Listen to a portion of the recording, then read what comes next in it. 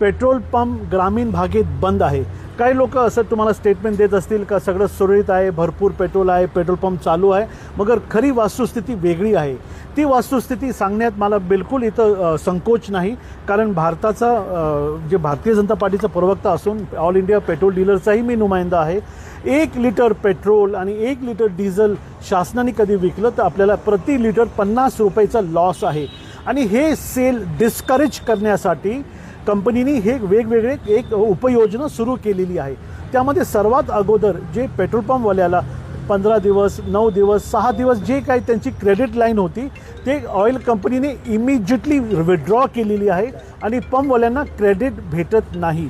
पण हे अचानक आणि एकदम न कळता हे झालेलं आहे। यामध्ये पंपवाल्यांनी काय आपले जे उधारी कस्टमर्स आहेत त्यांना 3 महिने 60 डेज 90 डेजचं क्रेडिट दिलेलं होतं।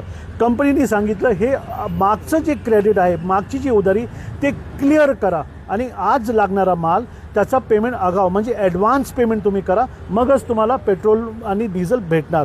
या अनुषंगाने 70% पेट्रोल पंप्स ड्राय झालेले, कारण पेट्रोल पंप मालकांकडे एवढा भांडवल एका रात्रीमध्ये उपलब्ध करणे शक्य नाही। त्यामुळे आपण हे जे पंप बंद दिसतोय आणि आज रामनवमीची सुट्टीमुळेही बहुत सारे पंप्स तुम्हाला बंद दिसत आहे, हे त्याचं मूळ कारण